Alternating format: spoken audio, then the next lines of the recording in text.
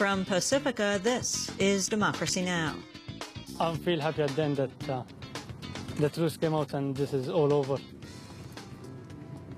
Yusuf Megahead is free. In April, the University of South Florida student was acquitted on explosive charges, then rearrested by immigration authorities 3 days later on the same charges. On Friday, a Florida immigration judge dismissed the government's deportation case against him. He'll join us from Tampa, along with his father, an attorney. Then the imprisoned Native American activist Leonard Peltier has been denied parole again. He's been in prison for 33 years and will not be eligible for parole again until 2024. We'll speak with his attorney. But first, mock executions, threatening a detainee with a handgun and power drill. These are new details of prisoner abuse described in a long suppressed report by the CIA's Inspector General, scheduled to be released today. All that and more coming up. Welcome to Democracy Now!, democracynow.org, the War and Peace Report. I'm Amy Goodman. The Justice Department's expected to release a 2004 report today detailing prisoner abuse by the Central Intelligence Agency. The new disclosures include details of how CIA interrogators stage mock executions on prisoners at secret prisons overseas. The report also describes how one prisoner was threatened with a handgun and an electric power drill. A version of the report was released last year, but was almost entirely censored.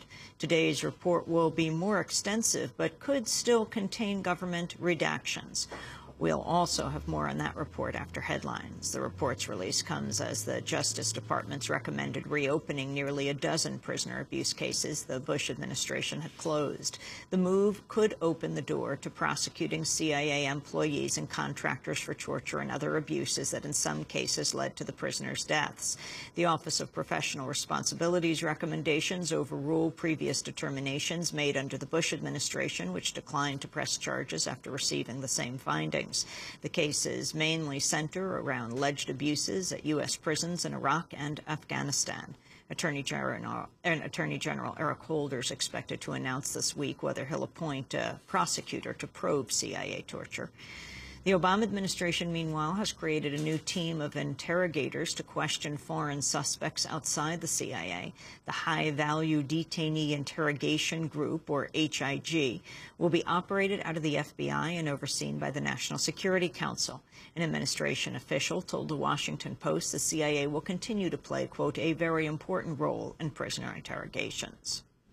The German newspaper Der Spiegel is reporting the CIA used the private military firm Blackwater to transfer foreign prisoners to secret jails. Two former Blackwater employees reportedly claimed Blackwater helped move the prisoners to secret prison camps in Pakistan, Afghanistan, and Uzbekistan.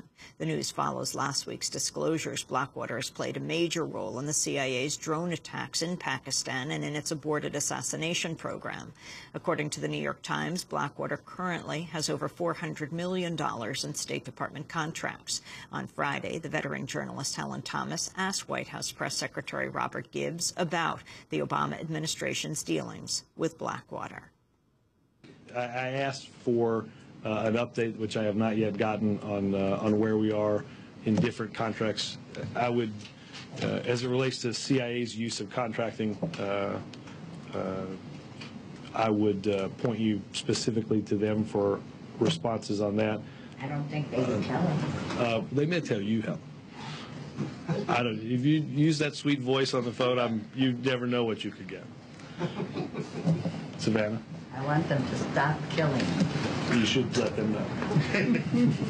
You should too.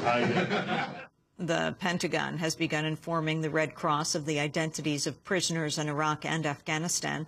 The prisoners are being held at secret prisons run by U.S. Special Operations Forces. The new disclosure policy took effect this month after years of denying the Red Cross access to the prisoners. In Afghanistan, U.S. military commanders have reportedly told the White House they don't have enough troops for their fight against the Taliban. The New York Times reports the assessment was relayed to Obama administration envoy Richard Holbrooke this weekend. On Sunday, the chair of the Joint Chiefs of Staff, Admiral Mike Mullen, said violence is worsening in Afghanistan. It's the mission that the military has right now to focus, and General McChrystal is doing this, focus on the security for the people, focus on the Afghan people. And that's a significant change from where we were just a few months ago. And it is in that focus that both understands what they feel about their security, which is pretty bad right now and getting worse, and moving in a direction that provides security, so then we can develop governance, so then we can develop an economy, and they can take over their own destiny. Admiral Mullen was speaking on Meet the Press. President Obama's already escalated the Afghan war with around 17,000 troops. The new U.S. commander in Afghanistan, General Stanley McChrystal, could still request additional forces. A poll last week showed a majority of Americans now see the Afghan war as not worth fighting. New figures, meanwhile, show military contractors in Afghanistan are now far outnumbering U.S. troops. A Pentagon census shows there were nearly 74,000 contractors in Afghanistan in June, compared to the estimated 58,000 troops there at that time. In Iraq, there were nearly 120,000 contractors and around 132,000 U.S. troops. Afghans, meanwhile, continue to await the results of last week's national elections. On Sunday, Abdullah, the main challenger to Afghan President Hamid Karzai, said his campaign had filed more than 100 complaints of election fraud allegedly committed by Karzai supporters.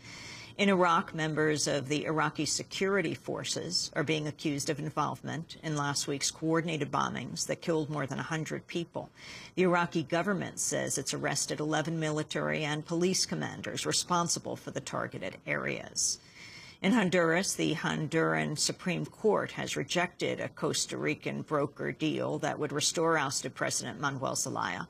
In a new ruling, the Honduran justices say Zelaya won't be allowed to return to office and will face arrest if he tries. The Honduran Supreme Court backed the Honduran military when it forced out Zelaya in June. Former Cuban President Fidel Castro has appeared on Cuban television for the first time in more than a year. Footage broadcast on Saturday shows the 83-year-old Castro meeting with a group of Venezuelan students. Castro is heard talking to the students about Latin American independence. The most important thing is the fight for independence, and that we are free, and that no one has the right or sovereignty over the Bolivarian or Martiana homeland. Fidel Castro hasn't been seen in public since undergoing intestinal surgery in July 2006. In Iran, Iranian lawmakers have approved a bill that would establish a $20 million fund to expose human rights abuses committed by the United States.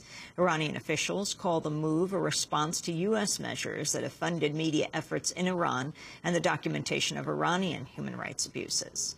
In Israel and the occupied territories, the Israeli government has frozen the press credentials for Swedish journalists over an article alleging Israeli troops were involved in organ theft. The article was published in a Swedish tabloid last week. The piece repeats allegations Israeli troops stole Palestinian organs for sale on the black market. The Israeli government called the article a blood libel and has demanded a Swedish apology. The withdrawal of press credentials would prevent Swedish journalists from entering the occupied territories.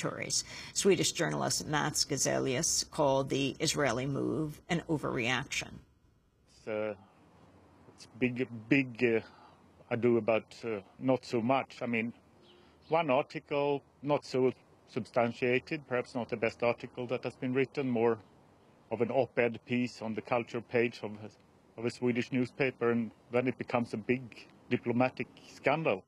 An Israeli professor, meanwhile, has become the first Israeli Jew elected to the governing council of the Palestinian movement Fatah. Dr. Uri Davis was elected at Fatah's convention earlier this month. The imprisoned Native American activist Leonard Peltier has lost a long-awaited bid to receive parole. It was Peltier's first full parole hearing in 15 years. His next parole date won't come until 2024, when he'll be 79 years old. Peltier's been jailed for 33 years for the alleged killing of 2 FBI agents in 1975.